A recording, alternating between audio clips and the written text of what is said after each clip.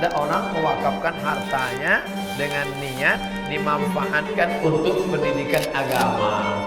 Nah, ini adalah yang kita bisa lihat bahwasanya Islam itu memandang harta memang pada porsinya.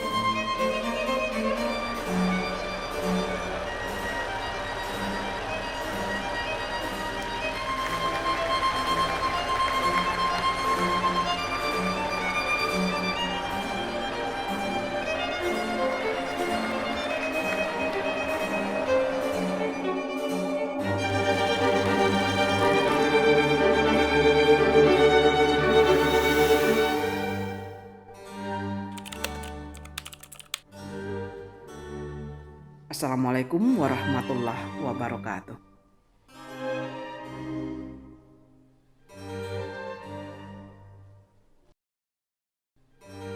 Secara bahasa, wakaf berasal dari bahasa Arab yang artinya menahan atau al-hab dan mencegah al-ma'nu. Maksudnya adalah menahan untuk tidak dijual, tidak dihadiahkan atau diwariskan.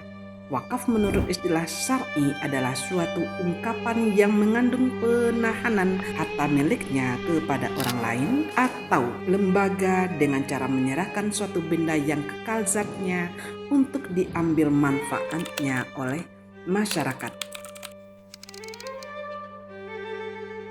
Dalam peraturan pemerintah nomor 28 tahun 1977 tentang perwakafan tanah dijelaskan bahwa wakaf adalah pembuatan hukum seseorang atau badan hukum yang memisahkan sebagian harta kekayaannya berupa tanah milik dan melembagakan selama-lamanya untuk kepentingan peribadatan atau keperluan umum lainnya sesuai ajaran Islam.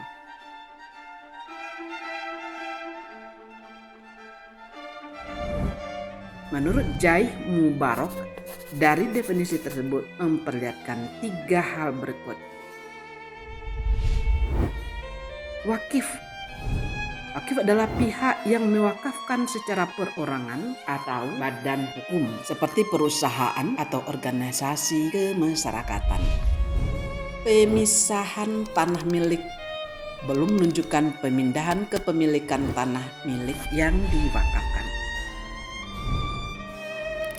Tanah wakaf digunakan untuk kepentingan ibadah atau keperluan umum lainnya sesuai ajaran Islam.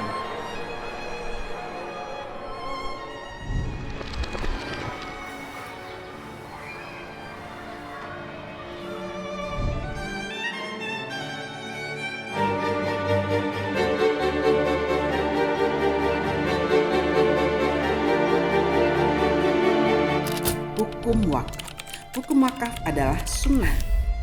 Wakaf sebagai amaliyah sunnah yang sangat besar manfaatnya bagi wakif, yaitu sebagai sedekah jariyah. Lan tanalul birra hatta tanfiqu mimma hibbun wa ma tunfiqu min syai'im fa innallaha bihi alim. Artinya, kamu tidak akan memperoleh kebajikan sebelum kamu menginfakkan sebagian harta yang kamu cintai. Dan apapun yang kamu infakkan tentang hal yang sungguh Allah Subhanahu wa Ta'ala Maha mengetahui. Quran Surat Ali Imran 3 ayat 92. Adapun rukun wakaf ada 4. Pertama, orang yang berwakaf atau al-wakif. Syarat yang sebagai berikut. Pertama, memiliki secara penuh harta ini. Artinya, dia merdeka untuk mewakafkan harta itu kepada siapa yang ia kehendaki. Yang kedua, berakal. Jadi tidak sah wakaf orang bodoh, orang gila, atau orang yang sedang mabuk. Yang ketiga adalah balik. Dan yang keempat, mampu bertindak secara hukum atau rasyid. Implikasinya, orang bodoh, orang yang sedang bangkrut, dan orang lemah ingatannya tidak sah untuk mewakafkan hartanya. Benda yang diwakafkan atau al-mauquf, barang yang diwakafkan itu harus barang yang berharga. Yang kedua, harta yang diwakafkan itu harus diketahui kadarnya. Jadi, apabila harta itu tidak diketahui jumlahnya, pengalih milik pada ketika itu tidak sah.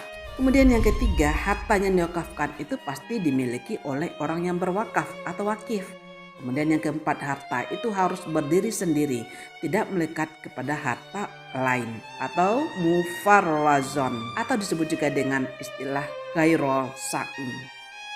Orang yang menerima manfaat wakaf atau al-mauquf alaihi, dari segi klasifikasinya orang yang menerima wakaf ini ada dua macam, yaitu pertama tertentu atau dikenal juga dengan muayyun. Jelas orang yang menerima wakaf itu apakah seseorang, dua orang, atau satu kumpulan yang semuanya tertentu dan tidak boleh dirubah. Yang kedua, tidak tertentu atau dikenal juga dengan gairo muayyan, yaitu tempat berwakaf itu tidak ditentukan secara terperinci, umpamanya seseorang untuk orang fakir, untuk miskin, atau tempat ibadahkah, dan lain-lain. Syarat-syarat yang berkaitan dengan gairo muayyan yaitu bahwa yang akan menerima wakaf itu adalah hendaklah dapat menjadikan wakaf itu untuk kebaikan yang dengannya dapat melekatkan diri kepada Allah Subhanahu wa Ta'ala dan hanya ditunjukkan untuk kepentingan Islam. Lafaz atau ikrar wakaf.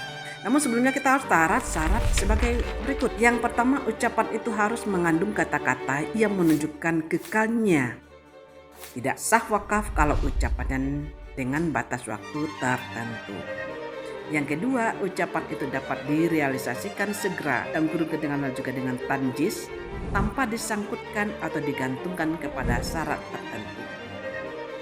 Yang ketiga, ucapan itu bersifat pasti. Yang keempat, ucapan itu tidak diikuti oleh syarat yang membatalkan.